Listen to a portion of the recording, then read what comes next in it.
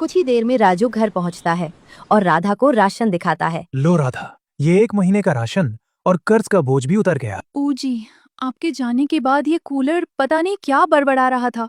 मुझे तो अकेले में डर लग रहा था। हे कूलर की आत्मा, आप कुछ कहना चाहते हैं? और हाँ, आप तभी बोलिए जब मैं घर पर हूँ, वरना मेरी पत्नी डर के मारे ही मर जाएगी। ठीक है राजू, अब से मैं तभी बोलूंगा जब तुम घर पर होगे। अब ध्यान से सुनो। कल सुबह जब तुम पवित्र तालाब से जल लेने जाओ तो ये शीशी साथ ले जाना। इसमें जो जल है उसे उस पवित्र तालाब में डाल देना और फिर नया जल भरकर इस कूलर में डाल देना। तभी मैं इस कैद से आजाद हो पाऊंगा। राजू को नहीं पता था कि उसकी खिड़की के पीछे अंधेरे में कोई खड़ा था। सेठ धनराज ने छुपकर कूलर की आधी अधूरी बातें सुन ली थी। जादुई कूलर, अरे वाह, मैं तो माला माल हो जाऊंगा। पूरी जिंदगी कमाने की जरूरत ही नहीं पड़ेगी। ये कूलर तो अब मेरे घर की शोभा बढ़ाएगा। पर कैसे? राजू के रहते तो ये मुमकिन नहीं। अगर वो मेरे हाथ लग गया तो मुझे ये दुकानदारी करने की जरूरत ही क्या है। घर बैठे बैठे तिजोरियां भर जाएंगी। पर उसे हथियाऊं कैसे? राजू तो उसे अपनी जान से भी ज्यादा संभाल कर रखेगा। सोचना होगा, कुछ तो ऐसा करना होगा कि राजू खुद उस कूलर को मेरे हवाले कर दे। कैसे? कोई तो आइडिया आए इस खाली दिमाग में। एक बार वो कूलर मेरे पास आ गया तो मैं इस पूरे गांव का सबसे अमीर आदमी बन जाऊंगा। इस गांव का क्या, इस पूरे इलाके का राजा बनूंगा मैं। वाह, मजा आ जाएगा। सेठ की हंसी उस अंधेरे कमरे में गूंज रही थी। उसे अंदाजा भी नहीं था कि वो जिस आग से खेलने की कोशिश कर रहा है वो उसे राख भी कर सकती है। अगली सुबह सूरज की पहली किरण के साथ ही राजू हाथ में वो रहस्यमयी शीशी लेके घने जंगल की ओर निकल पड़ा। लेकिन उसे क्या पता था कि उसके जाते ही पीछे से आफत उसके घर का दरवाजा खटखटाने वाली है। कबाड़ी वाला, लोहे, लंगर, टीन, टप्पर, पुराना प्लास्टिक। हो भाभी जी, घर में कुछ कबाड़ हो तो ले आओ। पुराने कूलर, टीवी वाला। राधा बाहर आती है और उसे गौर से देखती है। नहीं जी, कोई कबाड़ नहीं है। यहाँ से जाइए, मेरे पास बहुत काम है। अरे भाभी जी, सुनिए तो सही। अभी सरकार की तरफ से भारी स्कीम चल रही है। पुराने जंग लगे कूलर देने पर 10,000 रुपए तक का बोनस मिल रहा है। कैश, एकदम नकद। क्या? 10,000? 10,000 रुपए? हाँ भाभी जी, बस पुराना लोहा होना चाहिए। नहीं जी, हमारे पास कोई कूलर नहीं है अभी। जाइए यहाँ से। सेठ वहाँ से बुदबुदाते हुए निकल गया, पर उसका काम हो चुका था। उसे पता चल गया कि कूलर घर के अंदर ही है। दूसरी ओर राजू घने जंगल के बीचों बीच पहुंच चुका था।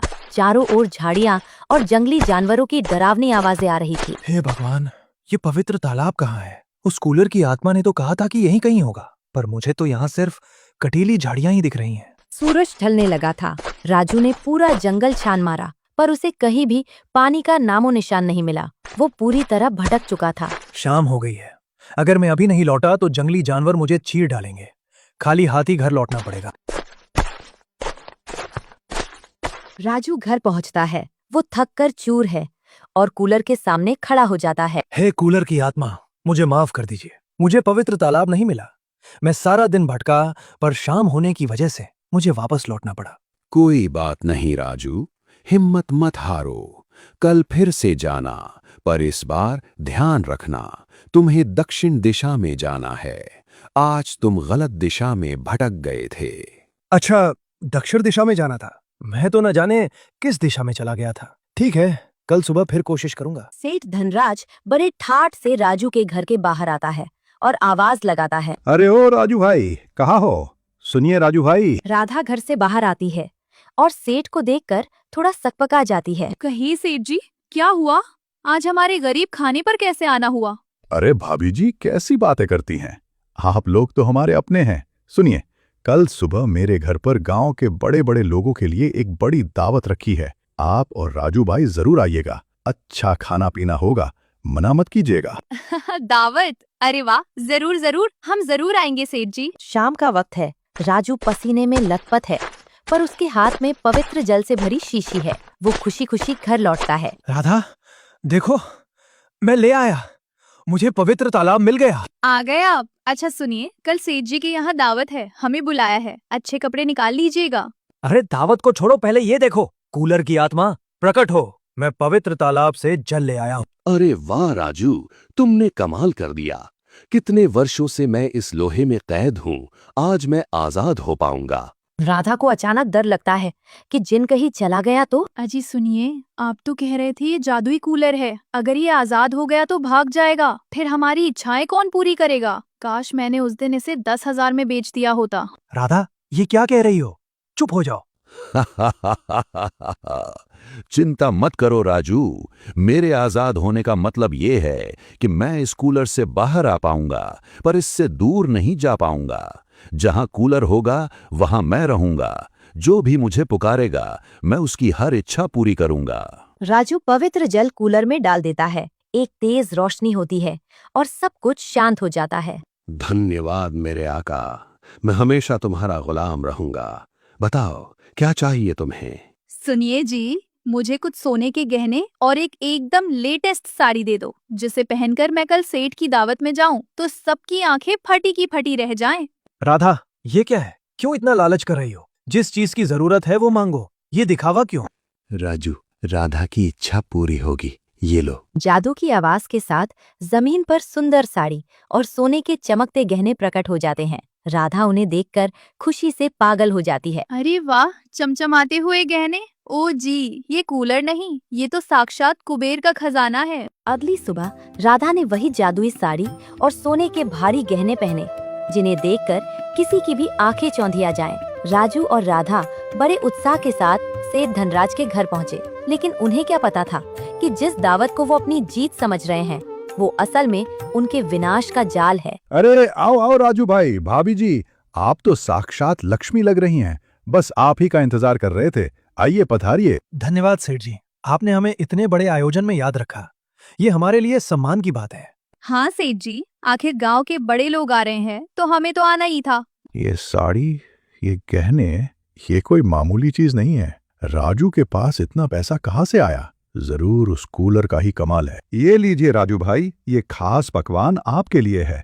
भाभी जी आप भी लीजिए, खाइए, पेट भर के खाइए। राजू और राधा ने भरपेट खाना खाया। खाना खाने के बाद जब वो सेठ को धन्यवाद कहकर घर की ओर निकले तो अचानक रास्ते में राधा के कदम लड़खड़ाने लगे। सुनो जी, मुझे कुछ अजीब लग रहा है, सिर बहुत तेज घूम रहा है। क्या हुआ राधा? अजीब कैसा? अभी तो तुम ठीक थी। मुझे चक्कर आ रहे हैं जी। राधा वही जमीन पर बेसुध होकर गिर पड़ती है। राधा, उठो राधा, क्या हुआ तुम्हें? हे भगवान, ये अचानक क्या हो गया? मुझे इसे जल्दी घर ले जाना होगा। जादुई कूलर, हाँ वही मेरी राधा को ठीक करेगा। राजू जैसे तैसे राधा को अपने कंधों पर उठाकर घर भागता है। जैसे ही वो घर का दरवाजा खोलता है उसके पैरों तले जमीन खिसक जाती है। ये क्या? कूलर कहाँ गया? हे भगवान, यहाँ तो कूलर था, वो जादुई कूलर कहाँ गया? कोई उसे चुरा ले गया। उधर सेठ के घर के पीछे सेठ अपने गुंडों पर बुरी तरह बरस रहा है। हरामखोरो, एक कूलर नहीं उठा पाए तुम लोग। मैंने तुम सबको घर भेजा था कि जब वो यहाँ दावत खा रहे हो तुम कूलर उठा लाओ। कहाँ गया वो कूलर? मालिक, हमने पूरा घर छान मारा, कोना कोना देख लिया, पलंग के नीचे, आंगन में, कहीं कूलर नहीं था। ऐसा लग रहा था जैसे वो वहां कभी था ही नहीं। क्या बकवास कर रहे हो? क्या उसके पंख निकल आए जो उड़ गया, या पैर निकल आए जो टहलने निकल गया? जाओ ढूंढो उसे, मुझे वो जादुई कूलर हर कीमत पर चाहिए। राधा बेजान पड़ी थी, कूलर गायब था और सेठ आग बबूला था। राजू बेबस होकर आसमान की तरफ देखता है। अब उसे सिर्फ एक ही रास्ता दिख रहा था, वही घने जंगल वाले साधु बाबा। वो पागलों की तरह घने जंगल की ओर दौड़ पड़ा। बाबा, ओ साधु बाबा, कहाँ हैं आप? मेरी मदद कीजिए, मेरी राधा की जान खतरे में है। मेरा जादुई कूलर चोरी हो गया है बाबा, प्रकट हो जाइए। राजू ने पूरा जंगल छान मारा। वो उसी पुराने बरगद के पेड़ के नीचे पहुंचा जहां वो पहली बार बाबा से मिला था, पर वहां कोई नहीं था, सिर्फ सूखी पत्तियां उड़ रही थी। राजू थक हार कर उसी जड़ पर बैठ गया और फूट फूट कर रोने लगा। हे भगवान, ये क्या किया? सब खत्म हो गया। मेरे पास कुछ नहीं बचा, न वो पैसा, न वो जादू, और अब शायद मेरी राधा भी नहीं। हे भगवान, ये क्या हो गया? दोस्तों देख लो, आखिर यही अंजाम होता है लालच का। राजू, जो कहानी की शुरुआत में इसी पेड़ के नीचे खाली हाथ बैठा था, आज सब कुछ पा लेने के बाद भी वही खड़ा है। वही पुराना राजू, वही अकेलापन। कहते हैं ना, लालच बुरी बला है। राजू और राधा ने जरूरत से ज्यादा मांगा और सेठ ने पराया हक छीनने की कोशिश की। नतीजा, सबके हाथ खाली रह गए। कहाँ गया वो कूलर? भोलू, तूने चुराया है क्या? मुझे वो कूलर चाहिए। मुझे राजा बनना है। मैं सब जला दूंगा। मालिक, शांत हो जाइए। वो कोई मामूली कूलर नहीं था, यही कही होगा। कहानी यहाँ खत्म नहीं हुई है दोस्तों, अभी तो बहुत कुछ देखना बाकी है। राधा की जान बचेगी या नहीं, और सबसे बड़ा सवाल, आखिर वो जादुई कूलर गया कहाँ? आप लोग हमें कमेंट में बताइए कि आपको क्या लगता है, आखिर कूलर कौन ले गया। देखते हैं अगले भाग में किसका जवाब सही होता है, और जिसको नहीं पता वो कमेंट में लिखे कूलर कहा गया।